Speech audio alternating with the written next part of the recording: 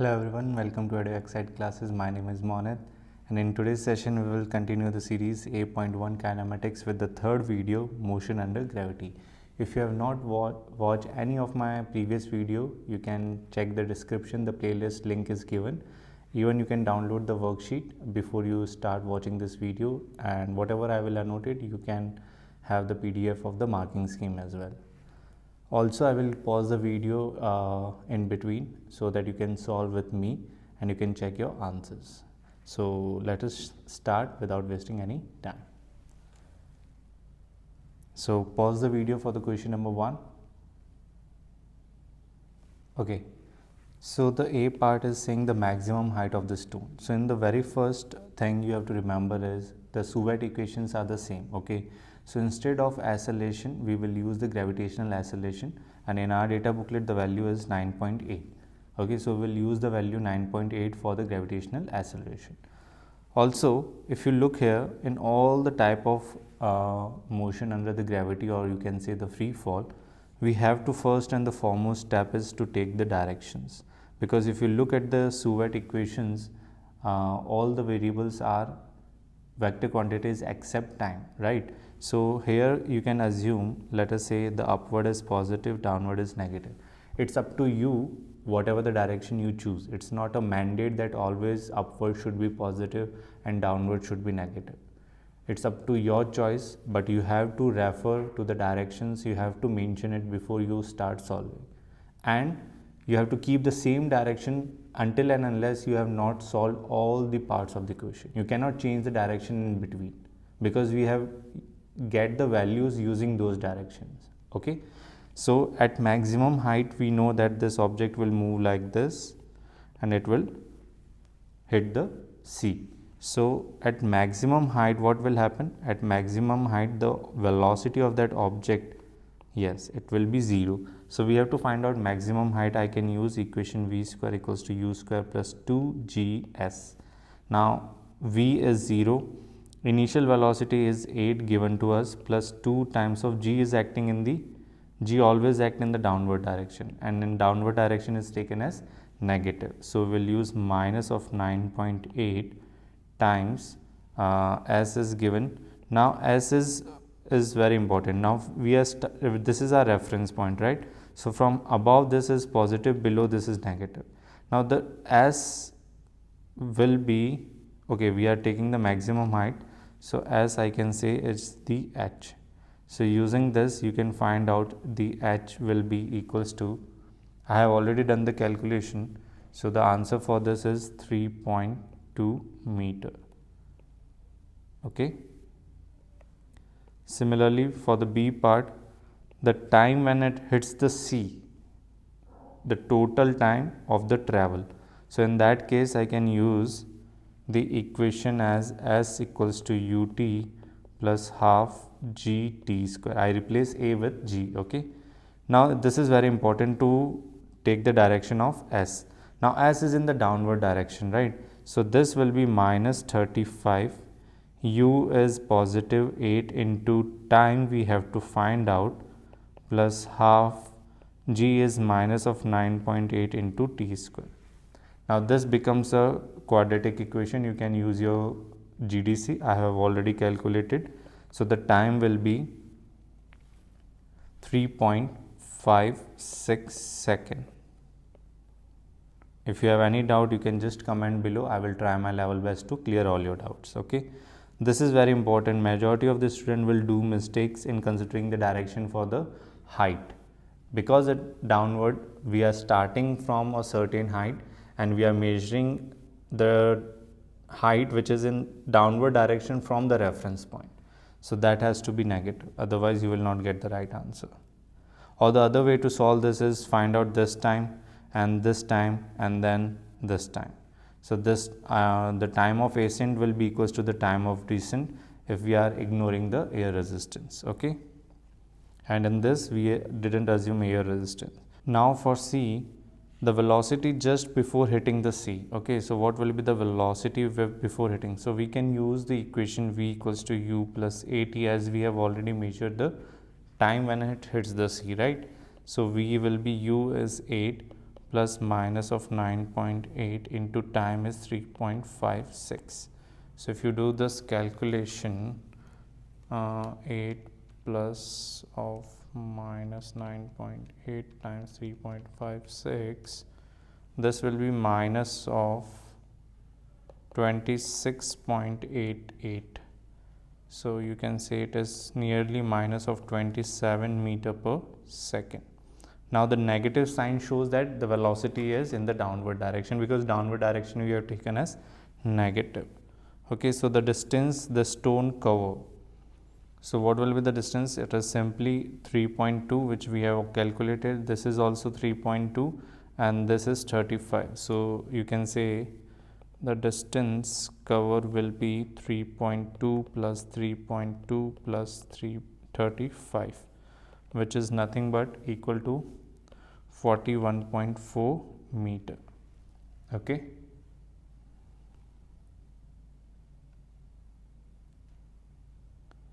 Now the average speed and the average velocity we can easily do if we know this distance and the time. So 41.4 divided by the total time was 3.56, right?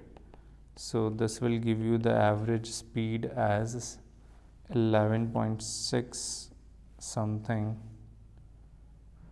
Yeah, 11.6 meter per second. Similarly, the average velocity will be, the displacement was minus 35 and the time was 3.56. Yeah, because it started from here and ends here, so this will be the only displacement, which is the height. So if you do this calculation, you will get minus of 9.83 meter per second.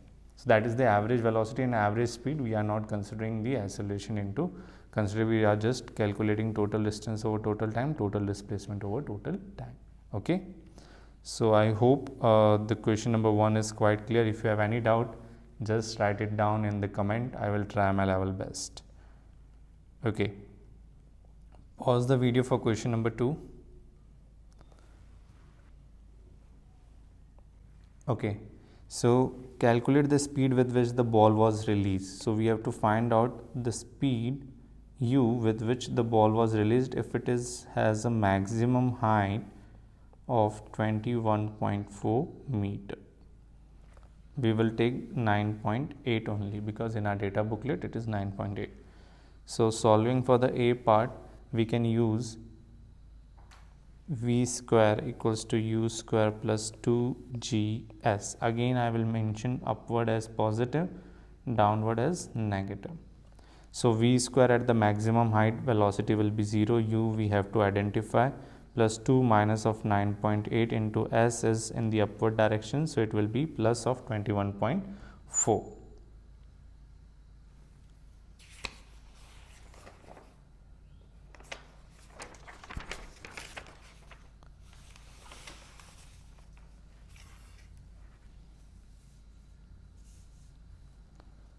So it will be, if you solve for u, it will be near about, I have already done the calculation, 20.5 meter per second will be your answer. Now the b part, stay any assumption that you made in answering a. So we can say we have not considered air resistance as negligible, you can say, because we are not considering any air resistance. Air resistance is negligible. Okay. Now the C part, determine where the ball will be 3.05 second after it was released. So we can directly use s equals to ut plus half gt square. After 3.05, where will be the ball? So as we have to identify, so u will be 20.5, time is 3.05 plus half minus of 9.8 into 3.05 square. So if you do this calculation, you will get an answer something around 16.9 meter above. So it is positive, it means it is still above the ground. And at the last, I am doing it here. Calculate its velocity at this time. So velocity we can use v equals to u plus gt.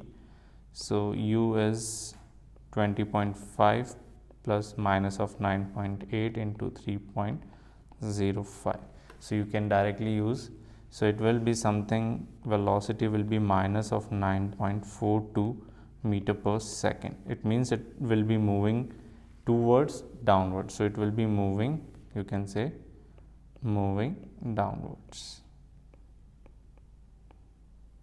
Okay, I hope it is quite clear. Question number 3, just pause it and solve. Okay, now this is a quite good question. Now in this, what is happening, this is the hot air balloon which is moving with a constant speed of 5 meter per second, right? And an object is released from rest relative to the balloon, because with respect to the balloon, if we consider the stone or the object was at rest, but if you are looking from ground, when it was released, it will have the velocity or the speed of the balloon, right? Because it is moving in the vertically upward direction. When an object will release, it will be moving with the same velocity in the upward direction. So we can say the initial velocity of the object will be 5 meter per second in the upward direction. And again I am taking the upward as positive, downward as negative. Okay, so first we have to find out the maximum height of the object above the ground. So first let us find out this height, and then we can add the height of the ground. So let us say this is the small h. So you can use v square equals to u square plus 2gh. So v is 0 at maximum height, u is 5 square plus 2 times of minus 9.8 times h we have to find out. So if you solve for h, you will get the answer as, I have already done the calculation, it will be 1.27, and for the total height will be 30.27, or rounding off it will, 31.27, which will be 31.3 meter above the ground. I hope it is quite clear. Now the time taken to reach the maximum height. Now again time you can use to reach the maximum height, v equals to u plus gt. U is given to us, v will be 0, so upward plus minus 9.8 times t. So this t will be 5 divided by 9.8. Now this will be in positive, okay, which will be 0.51 second. Okay, I hope it is quite clear. Now the total time taken for the object to reach the ground. So for total time you can use directly we can use 0.5. There are two ways. One is this is 0.5, this is 0.51, and then you can find out the time for this. Or you can do it, this is 0.5. Now you can take this initial velocity as 0 and the total distance as 31.3 to calculate the total time. So both the ways are correct. I am doing with the direct which will give me the answer for the total time. I am doing it here as using as equals to ut plus half at square. So as I will take minus of 30 because it is in the downward direction from the starting position. Initial velocity is 5 into time t, and this will be plus 1 by 2 minus 9.8 into t square. Okay, by solving this quadratic equation we get the answer for t as 3.04 second. Rounding off to the best significant figure, the answer will be 3.04 second. Okay, now question number 4, just pause and solve.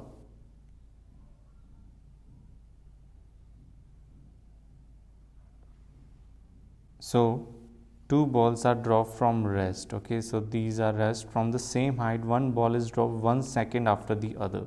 So the difference between these two balls is 1 second. Find the distance that separates the two ball 2 seconds after the second ball is dropped. So let us say this is my first ball, this is my second ball. Okay, now I have to find out the distance that will separate between them after 2 seconds the second ball is dropped. So this ball will travel 3 seconds and this ball will travel 2 seconds. So let us say S1 is the displacement for ball 1, which will be, I can use ut is 0 plus, and I am taking this time downward direction as positive, upward as negative, because all are moving in the downward direction. So this will be 0. So I just got half g into 3 square, and then S2 will be similarly ut plus half gt square. This will be 0.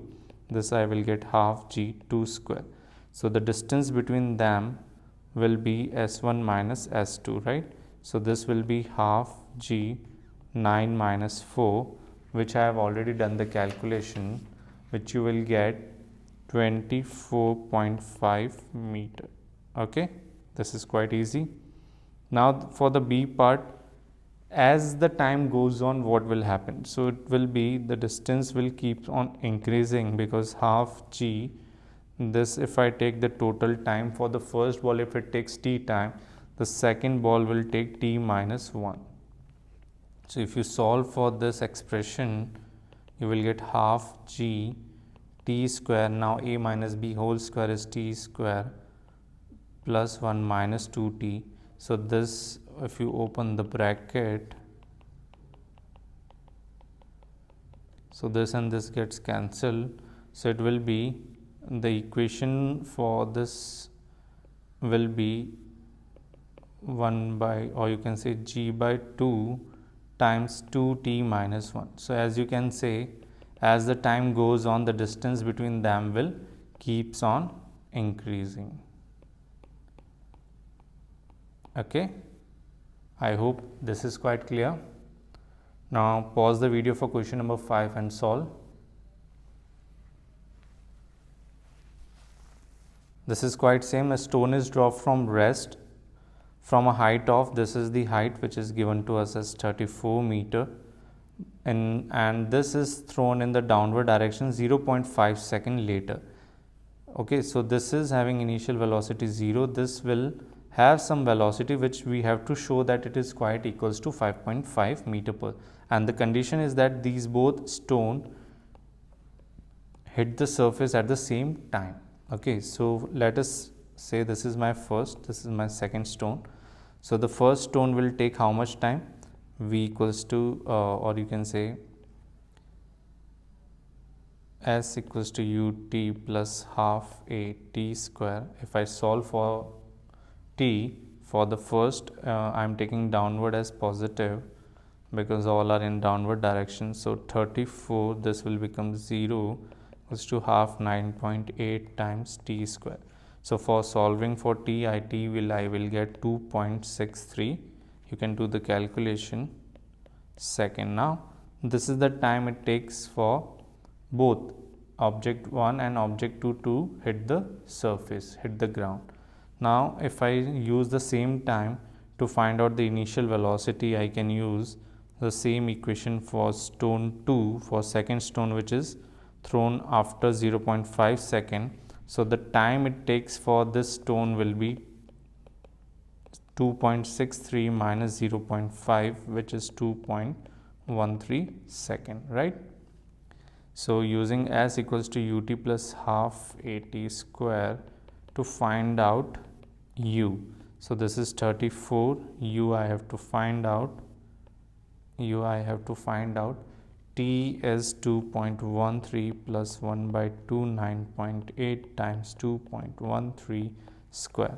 Now if you solve for this, you will get the value for u as nearly 5.525, which you can say it is 5.5 meter per second.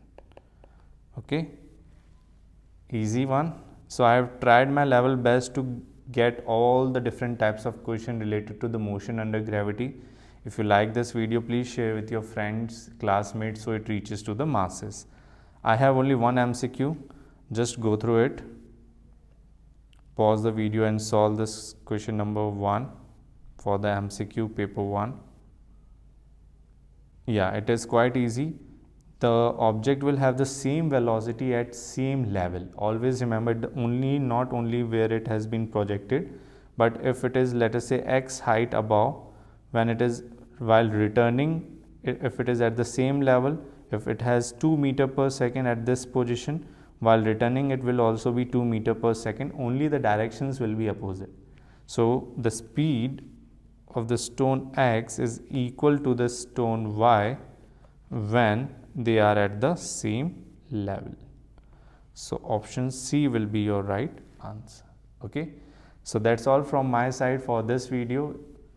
Just share this video with your friends and classmates, and in the next video we will discuss about the graphical representation of the motion. If you have not seen my previous video, please check the playlist. It is given in the description. See you in the next video. Keep learning. Bye bye.